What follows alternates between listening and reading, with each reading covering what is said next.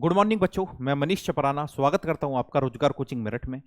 और यही उम्मीद करता हूं, यही आशा करता हूं कि आप ठीक हैं, स्वस्थ हैं। और बच्चों, आपकी एग्जाम डेट अब नज़दीक है, आप तैयारी भी बहुत मजबूती के साथ में कर रहे हैं। ठीक है बच्चों, तो ये जो वीडियो है ये हेड कांस्टेबल, दिल्ली पुलिस में हेड कांस्टेबल AWTPO के बारे में है बच्चों।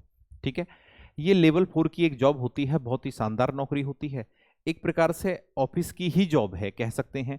क्योंकि अरेंजमेंट 15 अगस्त, 26 जनवरी, 2 अक्टूबर, या कह सकते हैं कभी कभी होली, ये कुछ ऐसे अवसर होते हैं जहां आपको अरेंजमेंट देने पड़ते हैं, अन्यथा ऑफिस टाइमिंग ही होती है। ठीक है, सूचनाओं का आदान प्रदान आपको करना पड़ता है बच्चे, एक वायरलेस ऑपरेटर का काम ही होता है। ठीक है, कंट्रोल रूम में बैठ के, ठीक है, सूचनाओं का आदान प्रदान करना। ठीक है, हालांकि कुछ जॉब घंटों की भी हैं दिल्ली पुलिस में इसकी, हालांकि अपने आप में एक ये बेहतरीन वैकेंसी है, बेहतरीन नौकरी है। ठीक है बच्चे, दिल्ली पुलिस शब्द भी जुड़ा हुआ है, बेल्ट का शब्द भी जुड़ा हुआ है, खाकी का शब्द भी जुड़ा हुआ है। तो चलो, सम्मानित जॉब है, तो इसके बारे में कुछ चर्चाएं हैं जो मैं करना चाहता हूं। ठीक है, एक लंबा चौड़ा मुझे एक्सपीरियंस है दिल्ली पुलिस के बारे में। ठीक है, आइए, क्योंकि दिल्ली पुलिस का हुआ क्या है कि ज्यादातर बच्चे जो सिलेक्ट हुए हैं वो दिल्ली पुलिस से ही हुए हैं।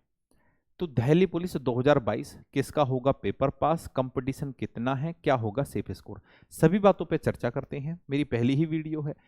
पहली बात तो यह है कि 857 पोस्ट हैं बच्चे, है ना, 857 पोस्ट हैं, जिसमें जो मेल की हैं बच्चे वो 573 हैं, फीमेल की 284 हैं। ठीक है, बच्चे जो पास होंगे वो 20 गुना होंगे, ऐसा था। ठीक है, नोटिफिकेशन में ही था। तो इसका 20 गुना आप करोगे तो लगभग 16,000 मेरे हाथ, मतलब 16-17 हज़ार बनने चाहिए। ठीक है, फॉर्म की संख्या मेरे हिसाब से मुझे लगता है कि बच्चे 11.5 लाख के आसपास एप्लीकेशन फॉर्म होने चाहिए।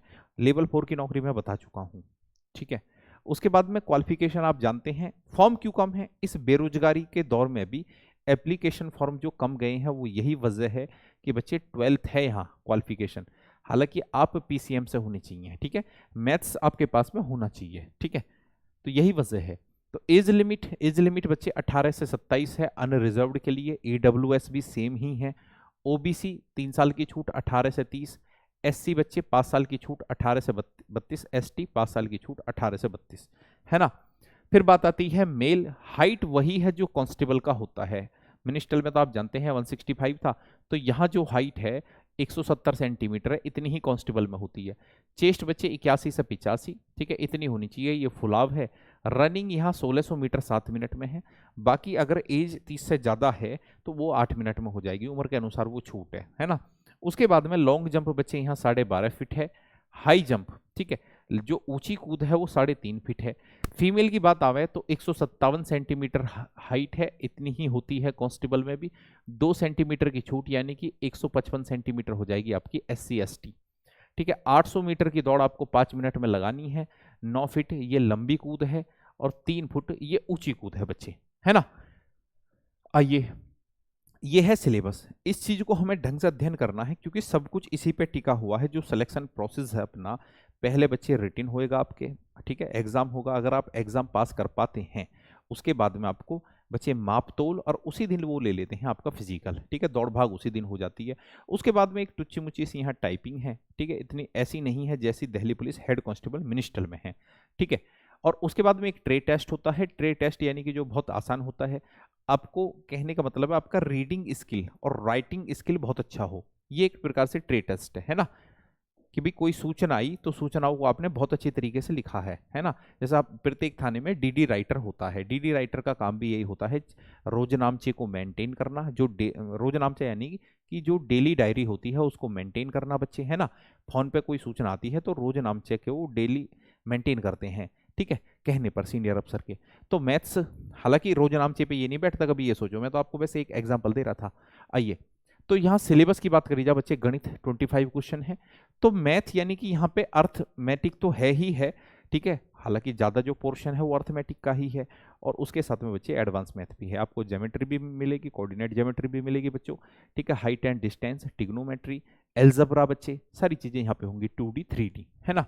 उसके बाद में रीजनिंग के 20 क्वेश्चन है बच्चे, 20 नंबर। GS होगी अपने यहाँ 20 क्वेश्चन। ठीक है। साइंस भी यहाँ 25 क्वेश्चन पूछे जाएंगे, साइंस भी बच्चे है ना। और कंप्यूटर तो आजकल बढ़ा दिया है दिल्ली पुलिस में, 10 क्वेश्चन यहाँ भी हैं, ठीक है। उसके बाद में मैं आपको बताऊं कि गणित की क्लास प्रॉपर चल रही है चैनल पे, बहुत शिद्दत के साथ में मैं गणित पढ़ा रहा हूं। अभी तो हालांकि अर्थमेटिक ही चल रहा है, ठीक है। 25 में से 25 आप स्कोर कर सकते हैं, क्योंकि आपके पेपर बच्चों, आपका जो पेपर है अभी टाइम है इतने में कंप्लीट मैथ करा दूंगा आपको, है ना। रीजनिंग भी कंप्लीट करा दूंगा, तो इन दोनों चीज़ों की आप हेल्प ले सकते हैं। जीएस भी प्रॉपर पढ़ाई है, ठीक है। उसके बाद में टाइम 90 मिनट है, वही होता है यहाँ। नेगेटिव मार्किंग है नहीं बच्चे, नेगेटिव मार्किंग है नहीं। एग्जाम मैंने आपका बता दिया 27 अक्टूबर और 28 अक्टूबर को 2 दिन है बच्चे, है ना। ये हो गया हमारा सिलेबस। एनसीसी का आजकल बहुत बड़ा प्रावधान हो गया है, एनसीसी का प्रावधान बहुत ज्यादा हो गया है दिल्ली पुलिस में। दिल्ली पुलिस में क्या, जो होम मिनिस्ट्री के अंडर जितनी भी भर्ती आ रही हैं, चाहे वो एसएससी जीडी हो, वहां पे भी एनसीसी का प्रभाव है, ठीक है। तो बच्चे ये 2020 से ही कराया इन्होंने। अगर आपके पास में शीर्ष सर्टिफिकेट है तो 5 नंबर मिलेंगे आपको, ठीक है, क्योंकि आपका एग्जाम 100 नंबर का है। तो ये आपका फिजिकल से पहले ही जोड़ देते हैं इसे, है ना। जो रिटन एग्जाम की मेरिट आती है तो उसमें जुड़ के आता है ये। बी सर्टिफिकेट के 3 हैं, ए सर्टिफिकेट के 2 हैं, ओके।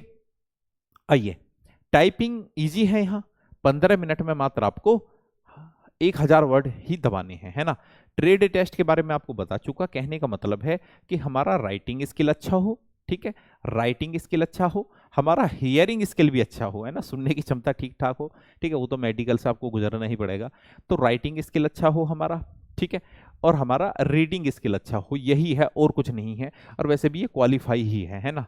अच्छा, अब बच्चे बात आती है कंपटीशन है कितना, ठीक है, कंपटीशन है कितना और कट ऑफ कितने पे जा सकती है, ठीक है। देखो, फॉर्म इसमें कम है, ये बात मैं मानता हूं, फिर भी बेरोजगारी का आलम है। मैं कहता हूं कि अनरिजर्व्ड वाले जो बच्चे हैं, ठीक है, वो इसमें बच्चे 70 के आसपास स्कोर करके चलें, 70 के आसपास। जो अनरिजर्व्ड वाले बच्चे हैं, ठीक है, वो मोक वगैरह जो लगा रहे हैं, चाहे वो किसी का भी मोक लगा रहे हो, 70 के आसपास उनका स्कोर होना चाहिए, 70 के आसपास उनका स्कोर होना चाहिए बच्चे, है ना। दूसरी बात,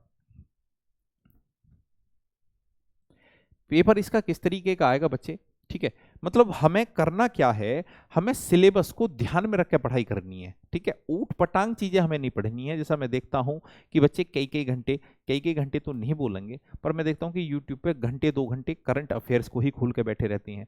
अरे जब आपको पता है कि 20 क्वेश्चन है यहाँ पे जीएस के, 20 क्वेश्चन, ठीक है, मुश्किल से 1 या 2 क्वेश्चन ही यहाँ करंट अफेयर्स का पूछा जाना है। तो उसके लिए आप मंथली मैगजीन भी ले सकते हैं बच्चे, सॉरी, मंथली मैगजीन, है ना। ये जो किताबें आती हैं, रेणु आती है, सामान्य ज्ञान दर्पण आती है, स्पीडी आती है, ठीक है, वहाँ छोटा मोटे चीजें होती हैं, उनको आप पढ़ के करंट अफेयर्स कर सकते हैं, ठीक है। या बच्चों आप 6 महीने वाली ले सकते हैं, ठीक है। पेपर उसका पास होगा, मैं फिर बताता हूं, जो सिलेबस को ध्यान में रखकर तैयारी करेगा, और जो साइंस पे ठीक ठाक पकड़ बनाएगा। जिसकी साइंस पे पकड़ ठीक होगी, यहाँ न्यूमेरिकल भी पूछे जाते हैं, उसी का एग्जाम पास होगा, ठीक है। गणित ठीक होना चाहिए आपका बच्चे, ठीक है। रीजनिंग तो इजी ही पूछी जाती है एसएससी के किसी भी एग्जाम में, है ना।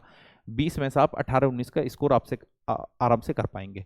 कंपटीशन कितना है, कंपटीशन बच्चे यहाँ टफ है, ठीक है।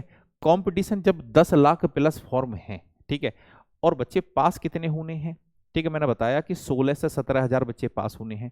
तो कंपटीशन यहाँ आसान नहीं है, कंपटीशन यहाँ टफ है बच्चे, है ना। तो आपको सिलेबस में को ध्यान में रखते हुए तैयारी करनी है, ठीक है। साइंस को आपको ढंग से पढ़ने की जरूरत है, ठीक है, क्योंकि बच्चों आप इतने सालों से पढ़ते आ रहे हैं, ठीक है। जब आप पीसीएम के छात्र हैं तो चीजों को आपने ढंग से पढ़ा है, ठीक है, तो उनको आपको ढंग से पढ़ने की जरूरत है। बाकी मैथ, ठीक है, अर्थमेटिक का पोर्शन ज्यादा आएगा, मैं फिर बता रहा हूं।